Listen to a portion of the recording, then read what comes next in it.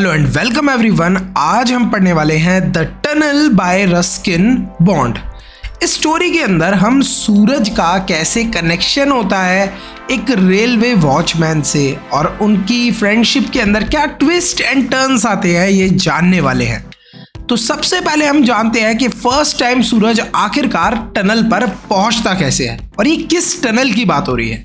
सूरज जो था एक क्यूरियस सा बॉय था, यानी कि उसको चीज़ों के बारे में जानना बहुत पसंद था। तो वो क्या करता है, ही वॉज फ्रॉम टाउन, तो वो अपनी साइकिल को बाहर निकालता है और जंगल की तरफ जाने लगता है और वो जंगल में वहाँ चले जाता है जहाँ टनल होती है एक। तो वो टनल को देखने के लिए जाता है, क्या देखने के लिए कि उस टनल से जब ट्रेन निकलेगी तो वो कितनी देखने में सुंदर लगेगी। जो ट्रेन है जब वो टनल के बाहर निकलती है तो वो मैग्निफिसेंट लगती है, इतनी मैग्निफिसेंट लगती है जस्ट लाइक अ ड्रैगन। जैसे ड्रैगन आता है ना, इस तरीके से उसे वो ट्रेन लगती है। क्यों? क्योंकि जब वो ट्रेन निकल रही होती है ना तो उससे ऐसे करके धुआं भी निकलता है, जो कि बहुत ही ड्रामेटिक सा एक एंट्रेंस बना देता है ट्रेन की। ट्रेन के जाने के बाद सूरज उस टनल के अंदर जाता है और वहां पर वो देखता है कि ट्रेन के जाने के बाद सिर्फ धुआं ही धुआं बचा है। उस टनल के अंदर वो कोशिश करता है कुछ ना कुछ एक्सप्लोर करने की, बट वहां सिर्फ अंधेरा ही अंधेरा होता है और काफी डैम्पनेस होती है। डैम्पनेस मतलब कि थोड़ा थोड़ा गीला गीला सा माहौल लगता है।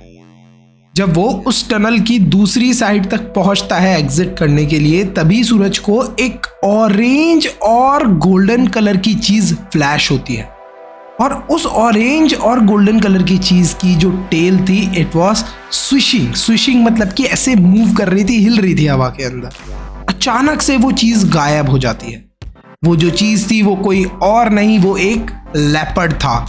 धीरे धीरे करके जब सूरज टनल के एंट्रेंस पर पहुंचता है तो उसको मिलते हैं सुरेंद्र सिंह जी, जो कि टनल के वॉचमैन थे। वो बताते हैं कि मैं यहाँ पर ही रहता हूँ और वो इस समय क्या कर रहे थे, आफ्टरनून नैप के लिए जा रहे थे, दोपहर में सोने के लिए जा रहे थे। जो टनल के वॉचमैन थे सुरेंद्र सिंह जी, वो सूरज को एक्सप्लेन करते हैं कि मैं एक बहुत इंपॉर्टेंट रोल प्ले करता हूँ यहाँ पर। जब भी कोई ट्रेन आने वाली होती है तो मैं टनल को इंस्पेक्ट करता हूँ, यानी कि टनल में चेक करके आता हूँ कि कोई चीज़ तो नहीं है। अब वो जब इंस्पेक्शन कर रहे होते हैं तो वो बता देते हैं फिर आगे ट्रेन को कि सेफ है टनल में जाना या नहीं है।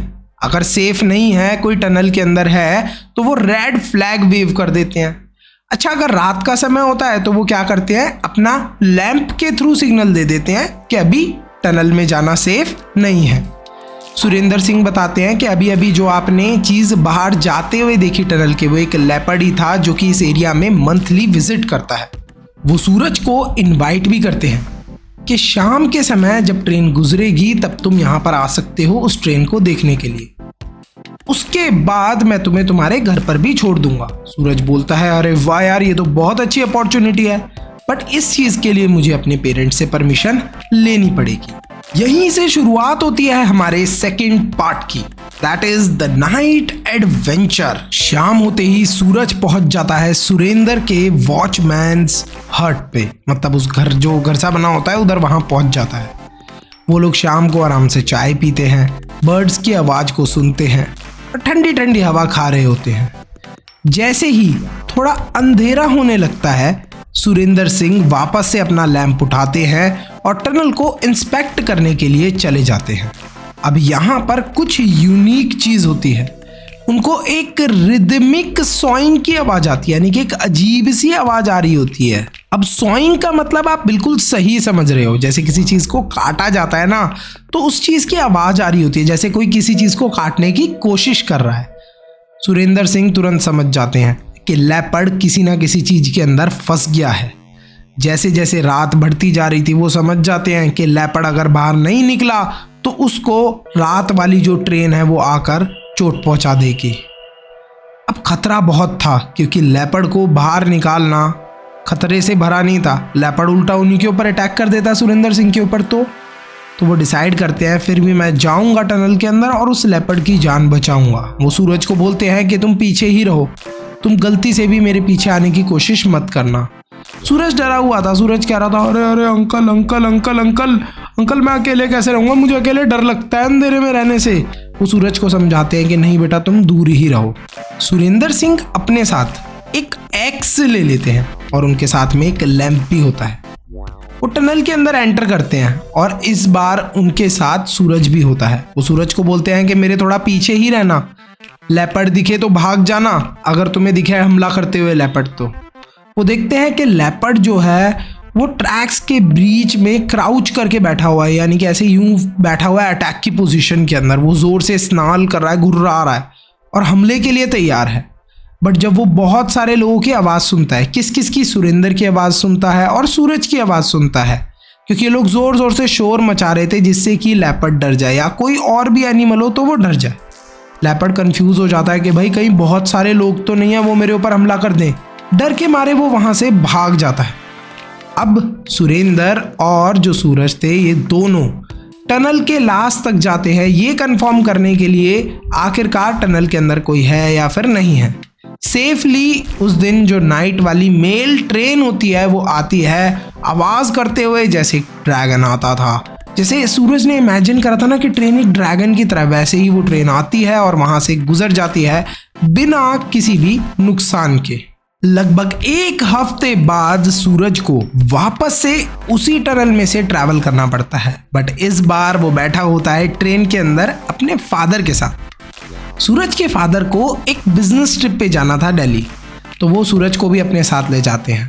उसके फादर अकाउंट्स के रिलेटेड वर्क कर रहे थे और सूरज जो था वो बाहर देख रहा था ट्रेन के, he was steering into the darkness, अंधेरे के अंदर देख रहा था।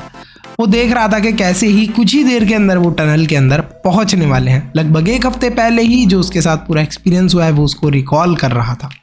तो यहाँ पर हम लोगों को क्या सीखने को मिलता है? देखो, इस चैप्टर से ये सीखने को मिलता है कि सूरज को समझ में आता है कि कैसे सुरेंद्र सिंह जी जो एक वॉचमैन थे वो एक बहुत बड़ा रोल प्ले करते थे।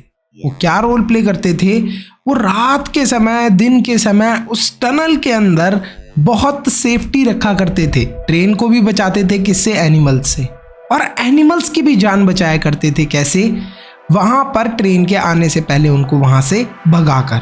तो आप समझ सकते हो कि वो दोनों, ट्रेन की भी और वाइल्ड लाइफ की भी, दोनों की केयर किया करते थे सुरेंद्र सिंह जी। तो यहीं पर हमारा जो चैप्टर है वो फिनिश होता है। आई होप ये चैप्टर अच्छे से आपको समझ में आया होगा। अब इम्पोर्टेंट बात ये है, क्या इस चैप्टर के बैक एक्सरसाइज के क्वेश्चन आंसर हमें सॉल्व करने चाहिए, लर्न करने चाहिए, या फिर हमें चैप्टर के बीच वाले क्वेश्चन आंसर्स को याद करना चाहिए? अब देखो, आप बड़ी क्लास में आ गए हो, 8th क्लास के अंदर आ गए हो, तो जो आपके क्वेश्चन आंसर हैं वो चैप्टर के बीच से आने वाले हैं। अब चैप्टर के बीच से कैसे क्वेश्चन आंसर्स आते हैं वो आप तभी आइडिया लगा पाओगे जब आप सैम्पल पेपर सॉल्व करोगे। अब सैम्पल पेपर क्या होते हैं? देखो, जब आप हमारे चैनल को सब्सक्राइब करते हो उसी के साथ में एक ज्वाइन का बटन आता है, उस पर क्लिक करके मेंबरशिप आप परचेज कर सकते हो, जिस पे बहुत अच्छा खासा डिस्काउंट अभी चलाया हुआ है। मैंने टीम से बात करके डिस्काउंट चलवाया हुआ है, तो आप फटाफट से मेंबरशिप परचेज कर सकते हो और आप एक्सेस कर पाओगे सैम्पल पेपर। सिर्फ इंग्लिश सब्जेक्ट के नहीं, कंप्लीट इंग्लिश के सारे सब्जेक्ट्स के सैम्पल पेपर, ग्रामर के, इंग्लिश के साथ साथ साइंस के, सोशल साइंस के, मैथ्स के, इन सारे सब्जेक्ट्स के सैम्पल पेपर आपको मिलने वाले हैं। साथ ही में इंटरेस्टिंग तरीके से धीरे धीरे करके आपको ये नोट्स भी मिलने वाले हैं। देखो, ये नोट्स हम लोगों ने प्रॉपर किस तरीके से आप लोगों के लिए डिज़ाइन करे हैं, जिनको आप समझना, पढ़ना बहुत इंटरेस्टिंग तरीके से शुरू कर सकते हो। See you in the next video. Bye bye till then.